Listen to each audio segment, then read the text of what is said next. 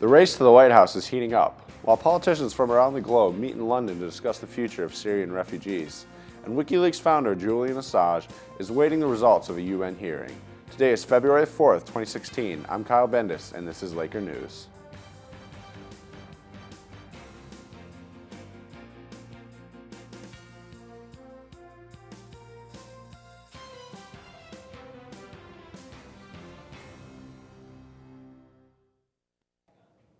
The presidential race is more competitive than ever, and it is showed at the New Hampshire town hall. Before the first presidential primary of this political season, the two remaining Democratic candidates spoke directly to voters, and they hit each other hard.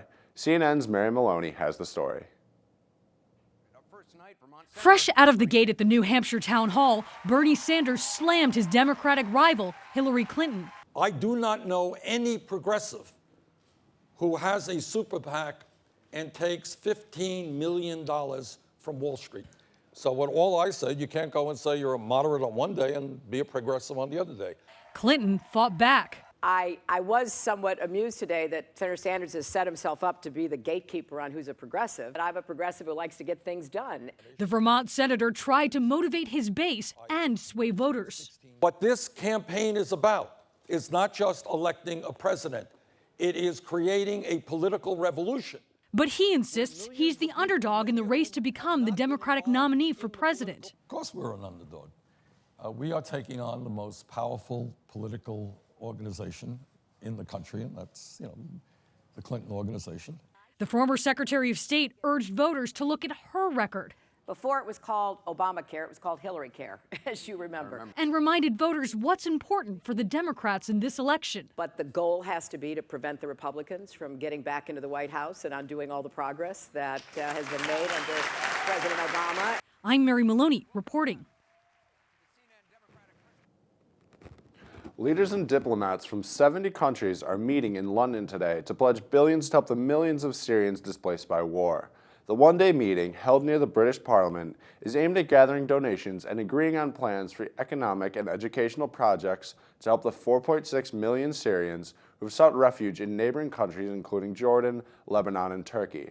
The meeting opens hours after the latest UN-led bid to start peace talks in Geneva was suspended for 3 weeks. The faltering peace process increases pressure on donor countries to commit long-term aid to the victims of a 5-year civil war that has no quick end in sight. WikiLeaks founder Julian Assange may surrender to British police tomorrow if a United Nations panel on arbitrary detention rules against him. The UN has been investigating whether Assange has been illegally detained. He's been living in the Ecuadorian embassy in London since June of 2012, when Ecuador granted him asylum. Assange is wanted for questioning about an alleged sexual assault in Sweden. He says the charges are an attempt to extradite him to the U.S. because his group published sensitive diplomatic communications online. A tweet sent out in the WikiLeaks Twitter account early this morning said that Assange would leave the Ecuadorian ambassador and, quote, accept arrest by the British police if the UN panel did not rule in his favor. Assange added that if the group did rule in his favor, he expected his passport to be returned and efforts to arrest him to cease. The man best recognized for hiking the price of an HIV drug more than 5,000%, Martin Shkreli, will testify before Congress this afternoon alongside other pharma company executives and FDA officials about the skyrocketing costs of prescription drugs. Brand name medicine costs have more than doubled in the past 5 years, while a recent Kaiser Health tracking poll found that 72% of Americans consider drug costs to be unreasonable.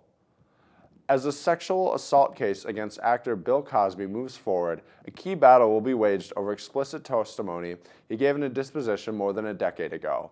Montgomery County Judge Stephen O'Neill rejected the testimony of a former suburban Philadelphia prosecutor who said he promised Cosby he would never be prosecuted.